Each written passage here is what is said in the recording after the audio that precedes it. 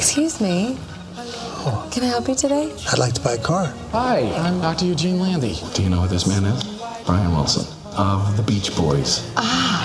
Round, round, get around, I get around, yeah, get around, round, round. We've all grew up in California. The brothers here, Dennis, Brian, and Carl. So I listened to those harmonies. I would teach them to my brothers, and we'd all sing. Listen to me, I'm going on and on. What about you, Melinda? Why don't you have a boyfriend? He broke my heart. You shouldn't have done that. You hear the new Beatles? We can't let them get ahead of us. Got all kinds of new ideas, new sounds, new instruments.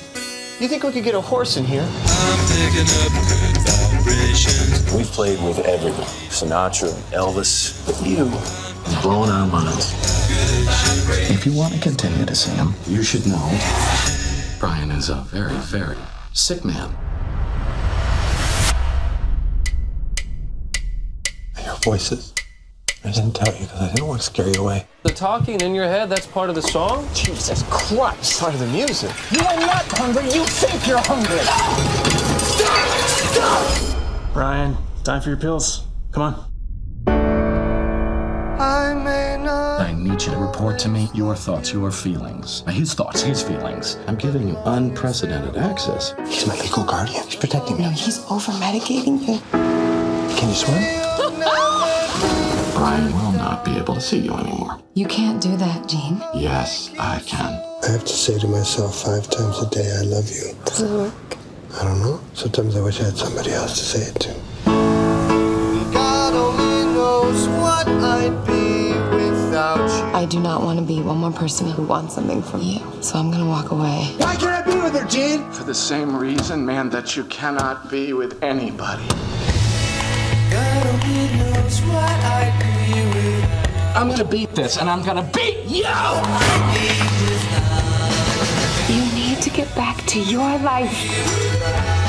You and me, we're going to walk out of here right now, and everything will change.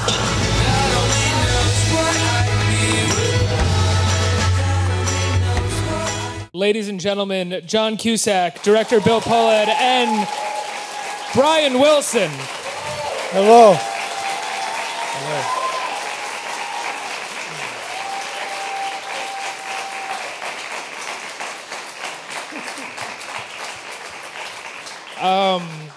Not that anyone cares, but I got to see the movie. It's absolutely incredible. You should all run out and see it as soon as possible. Let's start with Bill. Bill, when did this start for you? When did you start developing this? When did you start working on it?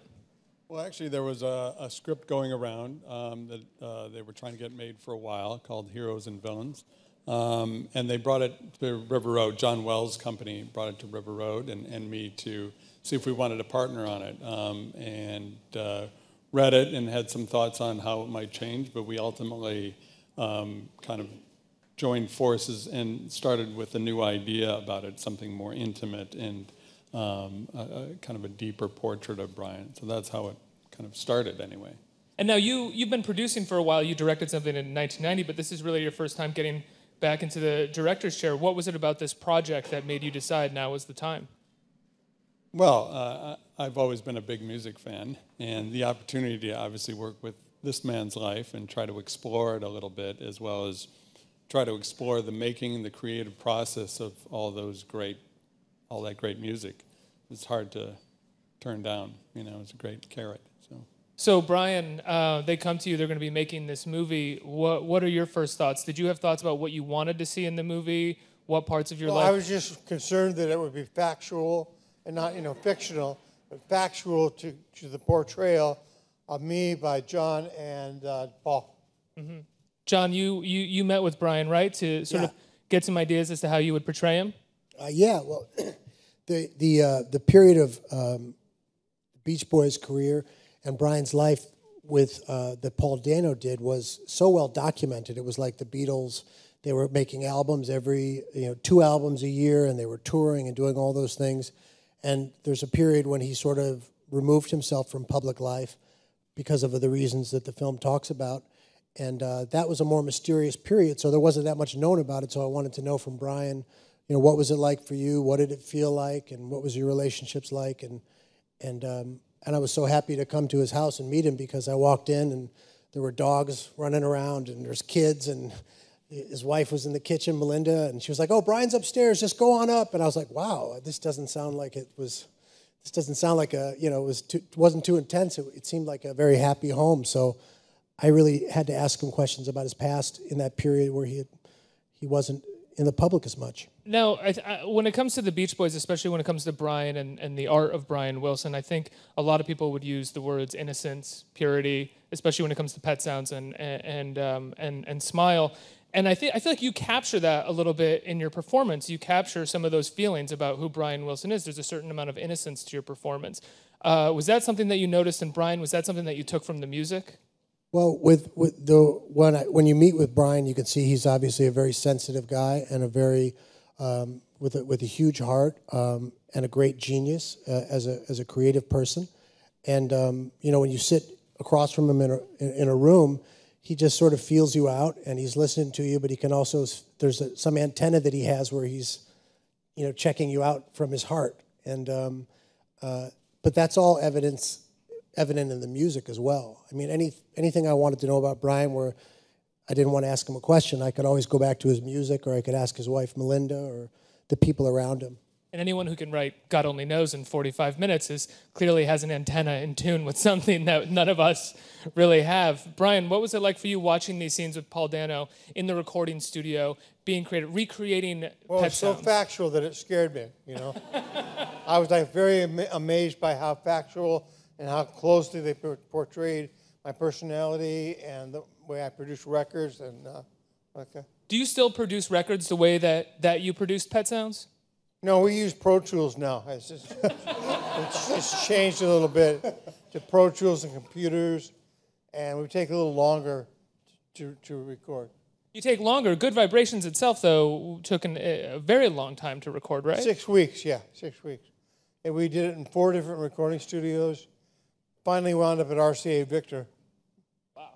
Wow. We shot the film in a lot of the same recording studios that Brian did his historic recordings, Western Studios, and what was some of the other ones? Yeah, mostly East-West Studios. Yeah.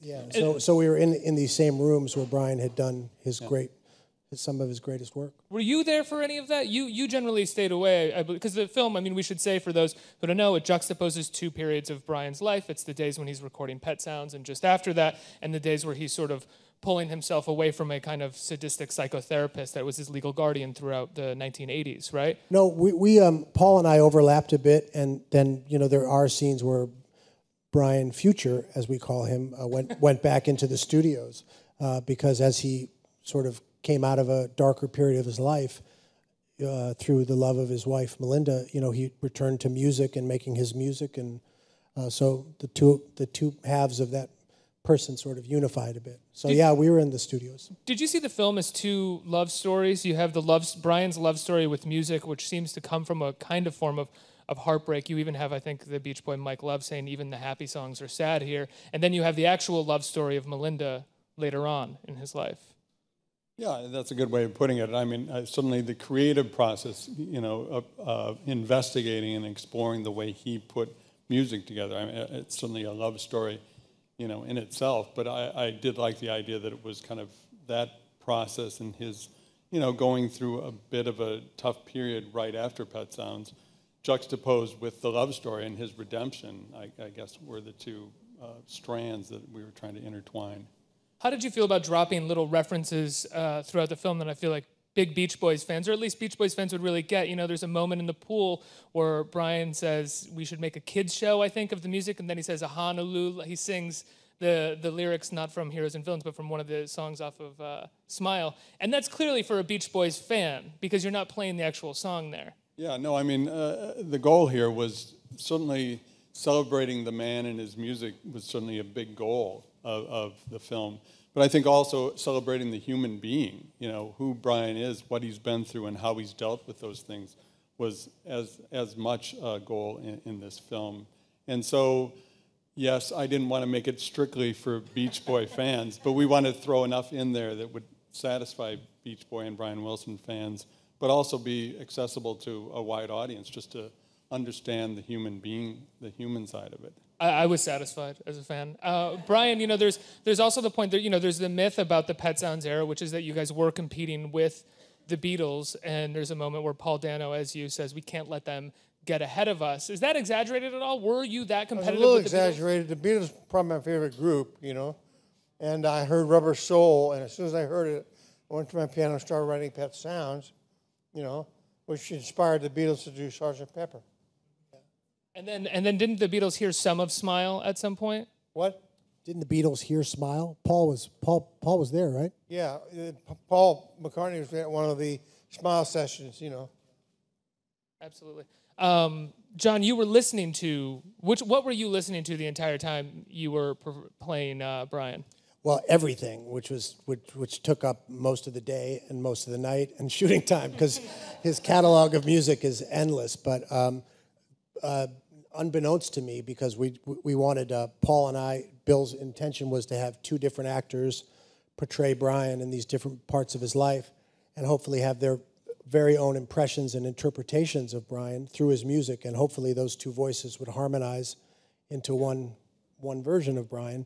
But it's such a big life, and the catalog is so enormous that you know, you could go on and on. But we both seem to listen to Smile sessions, the box set, a lot, because that was maybe a peak of his creative apex, Pet Sounds and Smile sessions.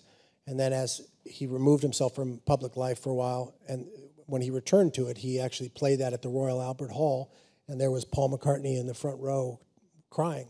Yeah. So Smile sessions was, to me, contained who Brian always was and who he always will be, but it sort of helped me understand or navigate more of the troubled water parts of your life, Brian. I don't know if that makes sense, but that's what we did. Yeah. Well, both parts of this film are a troubled water part. Brian, when you look back, when you watch the film, I'm curious which part of your life is sort of harder to watch being dramatized? Well, the part where I was in a program called the Dr. Lanny program. Yeah. It was a little rough. He had me medicated, so he wouldn't let me talk to my parents or my family, and, you know, it was a rougher period for me. John, this film, I mean, this is a performance that we've never seen you give a performance like this. I think there's never been a guy like him. That's true. I'm not. That's not. Fair enough. That's no. Question answered. That's not talk. And I'm sure Paul Dano would say the same thing. Was there? Did you feel a little more pressure doing this performance than you had? Yeah, I was scared to death. But Brian was so nice, because, you know, we're talking to Melinda and to Brian and all the people around Brian who love him so much, and if they didn't like what we had done or didn't feel like we had done a heartfelt interpretation of the material, it would have been I would have been really, really sad. And, you know, if you're gonna do his story or approach his music, you better come with, you know, your heart wide open and give it everything you got. Otherwise, you're going to really disappoint them. And I was when I heard that Brian and Melinda were seeing the film, that was as nervous as I got, because... Were you there when they were seeing it? No, but I was going to get a text, so I was sort of waiting for the text.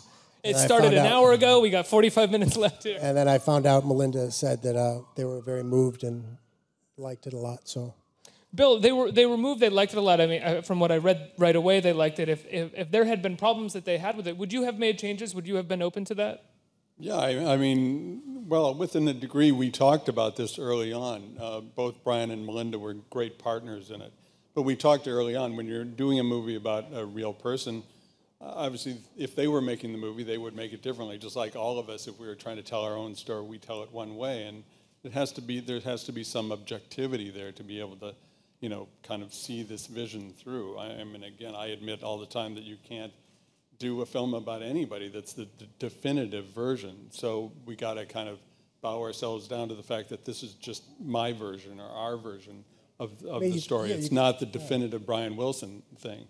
So in that sense, you know, you got to allow the filmmakers, which they did amazingly well, to kind of, they trusted the process, but they also were there. I mean, Brian and Melinda gave notes on the script early on, and as well as a rough cut, but they were never like notes of changing anything dramatic. It was more things that were very insightful about how the way things really were, versus, I didn't say that, or I'm funnier than that, or something like that. But it's good that it's not the definitive Brian Wilson's story, because when you try to get a definitive biopic, you end up getting these biopics that we see come out of Hollywood all the time, which is trying to tell every moment of someone's life that ends up becoming kind of riddled with cliches because you're just trying to say too much, where this does not have that at all. Every moment feels very honest and truthful, to the point where I was telling you guys in the green room where there's a moment where Paul Dano just hits a kettle drum and it's the opening beat for a Pet Sounds song, and it drew me to tears because I love that album so much, and it was just this amazing moment to see the beginning of that idea. Yeah, and that point is to what I was talking about earlier too, is that there's so many things about Brian's life and his relationship with Melinda and his relationship with music that people are going to wonder why they're not in there. You know, like Phil Spector is a huge influence on Brian, and we had scenes that we shot that referenced that. But did anyone play Phil? Did you have a... Yes. Who played Phil? I can't say. Oh, unfortunately, Phil! Yeah, it didn't end up in the movie, unfortunately. He was a great guy. But so really, you hate to cut those things, but on the other hand, you're trying to get the intimate portrait. And sometimes things like that might satisfy a fan or something like that, they just don't fit and don't make it as poignant. So. Brian, when people think of the Pet Sounds era, the Smile era, you're immediately mythologized as a genius, a misunderstood genius of your time. Did you feel like that in that time? Did you have a sense of how important what you were working on and how misunderstood it might be? When I was so young, I didn't really know what I was up to. I was working so fast, I couldn't, slow down and see where I was at, So the Beatles did inspire me very much. And John, did you talk to Dano at all about what he was going to be doing performance-wise? Yeah, I think Bill's conception of it was that we wouldn't want to kind of compare notes, but hopefully because of the source material, and as you always say, it all comes back to the music, and all of his complexity and beauty and joy, elation, his sorrow, all those things are woven into every piece of music he's made. That we would have, that there would be unity amongst the performances just based on Brian. Mm-hmm. So we didn't want to sort of get into how are you going to look like? Are you going to wear a certain thing? We didn't want to do a surface comparison. Is this different for you? I mean, obviously it's different because you're portraying Brian here, but you work a lot. You make a number of movies a year. When something like this comes along, do you sort of pump the brakes on everything else that's going on and think about this a little bit differently? This is on a whole different league than a lot of other films. This is a chance to explore an American master, a true creative genius, and a beautiful soul and a beautiful human being. But there aren't that. If you think about what Brian was doing in Los Angeles while the Beach Boys were touring with one ear, and he was writing and composing and arranging this music that would change the next 50 or 60 years. And in England, the Beatles were doing that, and they had two songwriters named Lennon and McCartney and a producer named George Martin.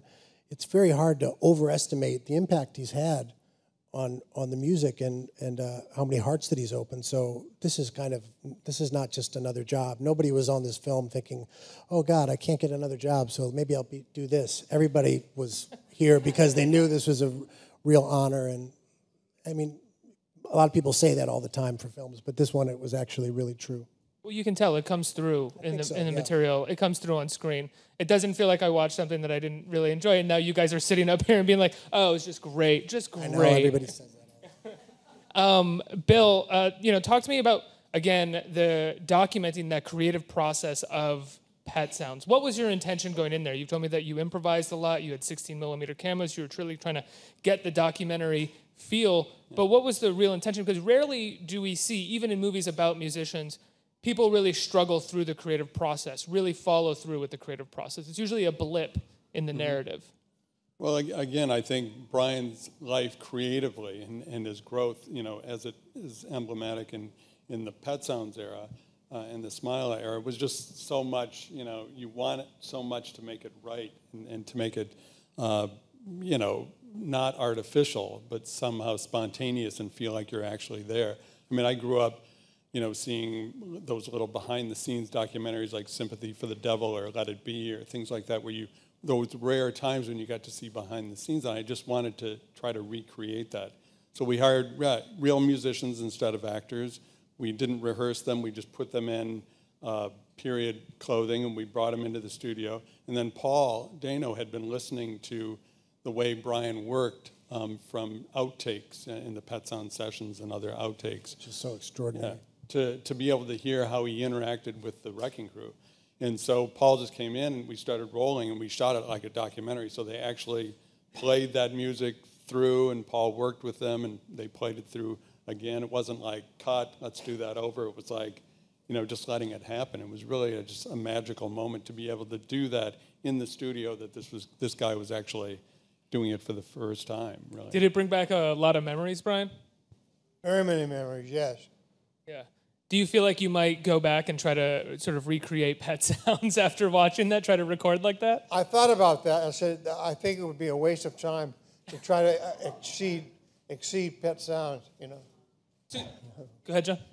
Yeah. I got nothing to say. Did you say, yeah, what? So in making this film, working with Elizabeth Banks, right? Elizabeth, did you and Elizabeth sort of work together in getting to know Brian and Melinda, or did you do it separately? Yeah, we went to go to a restaurant they like to go to and met, and I'm sure Melinda and Elizabeth spoke a lot, and I spoke a lot to Melinda. So, yeah. Is there a point where you're speaking with Brian, you're working with Brian, where you have to stop because you don't want to go too far, you don't want to take in too much that might limit or inhibit your performance? No, I had a sense that maybe I didn't want to burden Brian, but I wanted to soak in as much as I could. And he's been famous for a long time, and his music has meant so much to people for so long that people come up, in an emotional state to talk about his movie. I did it to you earlier. And, so I didn't want to be in his house and bother him, but I also wanted to know stuff about his life. And so I just tried to play it cool, but I wanted to know as much as I could. But it ended up working out okay, I hope, Brian. Work out okay, Brian? Yeah. The film depicts, again, that the rest of the Beach Boys didn't necessarily understand Pet Sounds. They didn't necessarily understand what you were working on with. Well, they thought it was too experimental, and I tried to tell them, look, we got to grow musically. And they go, okay. And so I played some of the background music for them. They said, hey, they started liking it, and we did our vocals. Did they? So they started liking it then. I mean, it depicts Mike at one point in the film is upset with Pet Sounds in the release, and it didn't necessarily sell as many albums as he would have wanted. Did any of the Beach Boys ever later on, as Pet Sounds became a classic and that people just love and talk about, did they ever come back and say, "I'm sorry, Brian, you were right"? Yeah, they did. Mike did. Yeah. Yeah. He said, "I'm sorry that I was being troubled your mind," but I said, "It's okay, It's all right." That's incredible. I wouldn't have forgiven him at all. I would have been like, "You're right. I killed it." So now with this film, do you feel like you're going to expose a lot of people to Pet Sounds, to Smile at this point? Is that something that really turns you on? To me, it would. I mean, that's one of those things that... One of the great joys for me, I can just say with Bill, is to be able to go back and listen to all that music new and try to imagine a time when it wasn't there. And then, because it's been in our DNA for so long, and it's been a part, like the Beatles, it's his music and his sounds have been there as long as I can remember. It's made people happy, and it's made people feel transcendent. But to listen to it again is, it seems like it's just as good. Yeah, and also, I think there's a lot of people who appreciate Brian's music for its depth, but there's also a huge population who just thinks it's the surf music thing and fun and all that. And that's great for what it is, but I think there's something about Brian's music that transcends that and allows it to stand the test of time. There's much more complicated things going on in that music and much more progressive things that were going on that people like Paul McCartney and John Lennon recognized that not a lot of other people did because it was in this kind of surf music, California thing package. And so to get people to understand the depth of, on a wider basis, the depth of Brian's genius, it would be certainly one reason or one thing to take away from the film. Hopefully. I think many people would call Pet Sounds and Smile spiritual experiences, and some of the few spiritual experiences when it comes to pop music. We have to take some questions. Let's see if there's anyone out there who has some questions for us. This guy. Hello. I'm a musician myself. I'm a percussionist, and first off, always been a big fan, so really thank you for everything. But We're in a very interesting point with music right now. I've been up here playing gigs around for shows and bands and whatever, and there are times when you find yourself replaced by an iPad, or there are times when a show goes on tour and they pay a drummer to go in, record the show, and then they track it for the rest of the tour. Yet at the same time, everybody has access to more music than ever before in human history, and you can have a computer and create your own music, and there's something beautiful about that. But it's just been interesting to see how in Hollywood there's been almost a trend towards more artist depictions and showing like that it's not just all fun and games, that there's really a struggle to this. I mean, people come up to me and ask me if I've seen Whiplash all the time, and it's like, oh wow, I didn't realize drumming was so difficult. So it's kind of like, it's nice to see that things like this are being made about important artists and everything. And do you actually think that this can have an influence on the public having more of an appreciation for artists and live music and everything? I think that's certainly one of the goals of it. I mean, you never want to go into a movie thinking it's going to change the world. You, hopefully in the back of your head, you hope it'll change a few minds here and there, or at least let people look at things in a slightly different way. But that, I mean, certainly what Brian did, you know, it was in that time. But I think what's important is his artistic journey, what he pushed himself to do or allowed to have happen despite the obstacles that were in front of him. And I think that's one of the big messages from that is, again, to comfort people, like, go for it, you know, kind of stick to it. Yeah, and also just the idea that, you know, back then, because we all take it for granted, but, you know, like Phil Spector on the Wall of Sound, he's miking they're all live musicians. There's no samples, there's nothing. And he's saying second trombone in the middle, 1 inch back. Now take out some keys, make it sound like jewelry. Okay, he's just fine tuning live musicians and doing it all in space in a room. It's pretty extraordinary. So I think you do have appreciation for people who can't just conceptualize, but can actually really do all those things with human beings playing. It's pretty wild. Hi there. I beg to differ. I think the surfing music was very spiritual. Sorry, I agree. I agree. I loved the warmth of the sun, the lonely sea, Surfer Girl. And as one of the original Rockaway Surfer Girls, who you inspired, Brian, I hope and I wonder, will you ever go back to the beach? I was considering going back to the beach, you know. I have a paunch. I need to lose a little weight. As soon as I lose the weight, I might go. Next question. I didn't say the surf music wasn't spiritual. Neither did I. Yeah, definitely not.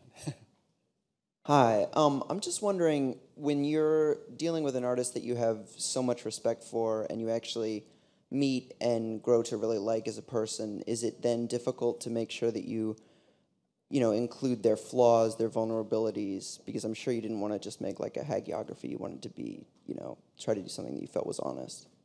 Right. I mean, to be honest, and I've admitted this to Brian before, I grew up more of a Beatles guy at the time, to be honest. And so a little bit more removed, because we actually talked to a lot of people who wanted to be involved in the film that were huge Brian Wilson, buffs or whatever. And sometimes you can't see the forest for the trees. You're so interested in those things that the detail of it, that you're not seeing the bigger picture. So in some ways, it was good for me to be a little more removed. Certainly, during the process, I got to know Brian and Melinda better, but I have a responsibility as a filmmaker to not kind of, start adjusting the story to please them in some way. And we talked about that early on, so they were very trusting and very understanding of that and knew that wouldn't be good for the film either. So. I also think, you do a lot of that work before you get to filming it. So when I met Brian and Melinda, I had to ask them about, a period of his life he might not rather remember, but he wanted to tell me the truth about it because he wanted to tell the whole story as much as we could. Not every fact in detail, but the general spirit of what he went through. So it was all done with with his blessing, I think. And not to say this with him sitting right here or Melinda sitting in the back, but they're kind of egoless in a lot of ways. Yeah. Brian is just about, I don't want to speak for you, but about his music and kind of purity for some he doesn't have a lot of ego, so he's not like trying to say, oh, make me this way, or he just doesn't come into his mind. His center is what he does, music and creating it. And so he was, like I said, he was a great partner, and they both were in the process. Next question. We have time for one more question. Brian, I've admired your music for so long, but I've often wondered why it seems like, looking back at the illness, you haven't talked a lot about it, you haven't written about it. Musically, I'm sure it would be hard to do. Have you accepted that period of time when you couldn't create, you couldn't relate to your children in a lot of ways, and you lost a lot of time? Are you at peace with that? Yeah, well, I wasted a lot of time in bed for a couple of years because I was having a partial nervous breakdown, which, hindered me to produce records. But when I got through it, I went to the studio, took the Beach Boys, and we recorded California Girls. That's a good place to end it.